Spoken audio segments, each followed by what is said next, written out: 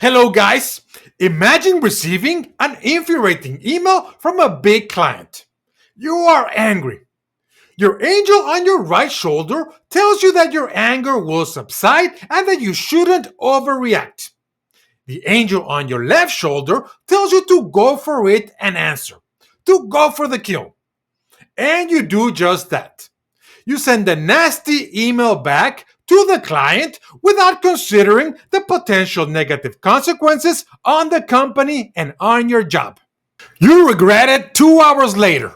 What in the world I was thinking? I can't believe I was overtaken by my emotions. I would never let it happen again. Why do we underestimate how much our emotions influence our behavior?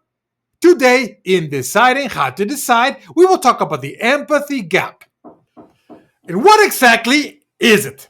The empathy gap is our tendency to underestimate the influence of varying mental states on our behavior and decisions. What are we talking about? Let's say we have two kinds of states. Hot state is when we're hungry, afraid, sexually aroused, or tired. Cold state is when we're calm, relaxed, numb, untriggered, neutral. In any state, we fail to acknowledge the temporary nature of that mental state. Let's see some examples. Sometimes we're in a cold state and believe that we will remain in a cold state. If we are calm, we overestimate our ability to remain calm in an upcoming stressful event. If we just had a big cup of coffee and are not craving for another one, we overestimate the likelihood that we will be able to stop consuming coffee. If we are not nervous, we struggle to understand why a nervous actor is not performing well. I would do much better, you think. Sometimes we are in a hot state and believe that we will remain in a hot state. If we are in love with somebody, we struggle to understand why the other person doesn't have the same feelings towards us. If our dog just passed away and we are full of grief, we can't visualize that in 2 weeks we will be okay. If we are looking for a fight, we struggle to understand the perspective of someone who wants a peaceful solution. And why does it happen? Let's say this clearly. The way we process information and make decisions strongly depends on our narrow, short term mental states. But we don't believe our thinking and decisions work this way.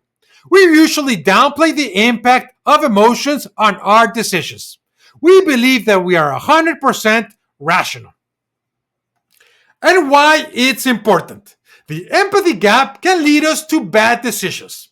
It can prevent us from putting ourselves in the shoes of other people, in the shoes of our future self, and in the shoes of our past self, clouding our judgment. Not being fully aware of the impact of our emotions on our decisions might lead us to assume that we will be able to handle certain types of situations properly, even if we don't have evidence of our competence.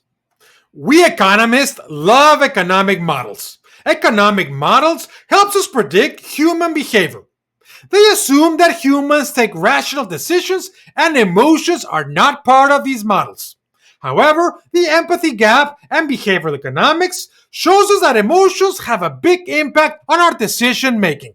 Therefore, economic models need to be adjusted to reflect our imperfections and our bounded rationality.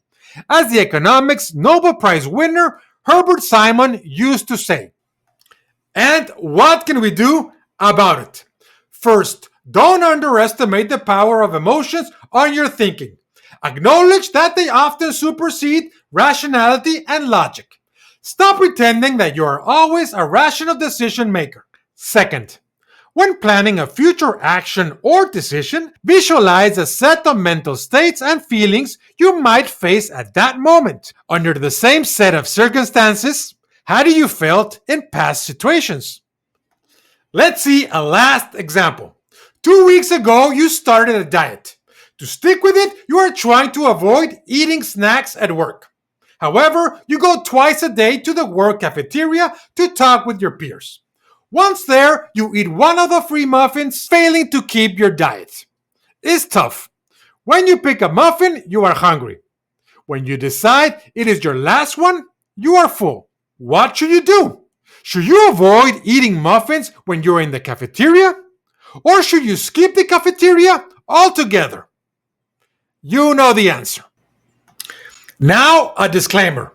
Remember, this video is not the last word on the empathy gap. Its goal is to ignite your interest in this topic so you can do your own research. Send us your feedback so we can continue with this conversation. Time to go. See you next time. Thank you.